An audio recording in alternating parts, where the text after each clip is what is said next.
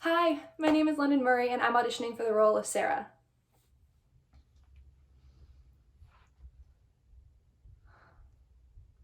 I knew you'd be here. Sarah, I'm sorry. It's just the audition for the main stage is tomorrow, and you know how it is. Yeah, I do. I also know that you're supposed to be sitting out on these auditions, Michaela. What the hell are you doing? Who told you that? I may not be here as much as you, but all the girls talk. You know it's just all gossip. That was really shitty of you just to ditch me. I know I've put up with it a lot from you, but I really can't do it anymore. It makes me not want to be your friend. Sarah, don't. How's your hip? It's fine. I saw you rehearsing just now. That doesn't look fine, Michaela. It's just stiff, all right. Are we done with this lecture? God, Sarah, just because your dance career is over doesn't mean mine has to be. I'm sorry, that was too far. Honestly, it wasn't. My career probably is over. I mean, I am almost 28 years old. I'm an old maid. I has been. A washed up kid. You don't look a day over 19. Oh God, a woman after my own heart. How the hell are you, Michaela? I mean, I haven't seen you since... Since I visited you in the hospital. Wow. That's a fun time. The most fun. But I'm good. You know, same old, same old. I wake up at 6, I come here and don't leave till 10 at night. Living the dream. But how are you? How's life without dancing? Honestly, it's really, really great. I always thought I would be broken without it. All right. I'd have no purpose in life. But when I was in the hospital, going in and out of consciousness from the pain in my leg, I just thought, is this worth it?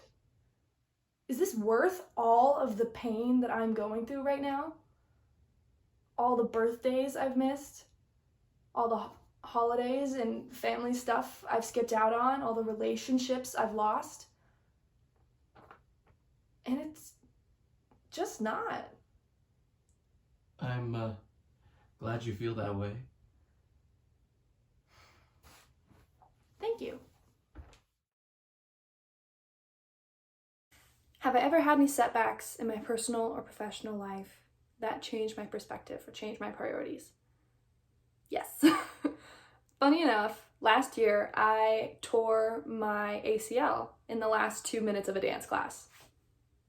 Ironic, right? And it was a class where I was trying to get back into it. I had taken a year off from doing it consistently and I was killing it.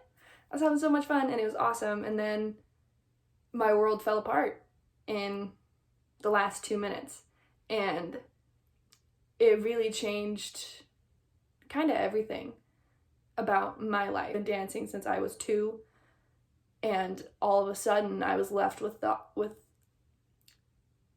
possible fact that it wouldn't be a part of my future in the way that I wanted it to be.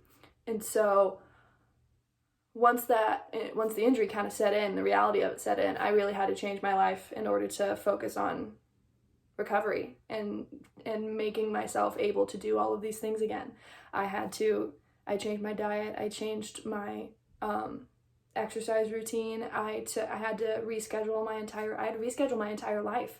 I was in the middle of auditioning for things in Los Angeles and I had to put everything on hold to make sure that this problem was fixed, and I'm still working on it to this day. It's changed my priorities, I think, for the better. It's made me feel more appreciative of my body and appreciative of everything I've been able to do and everything that my body can do. I feel really lucky in the fact that I'm still able to do most of the things that I love. I'm still working on getting all of my dance technique back, but the fact that I can do what I can now, I appreciate it so much more than I ever have. The possibility of it being taken away completely changed me, and it has changed me for the rest of my life. I will never be the same. My priorities will never be the same as they were before this injury. Have I ever been in a relationship where I felt like I was the only one present? Yes. A couple years ago, I was in a relationship with a man from my hometown. He was my boyfriend, and ooh, we did long distance, which was not helpful to the process. However, even when we were together, it never felt like he was all the way there.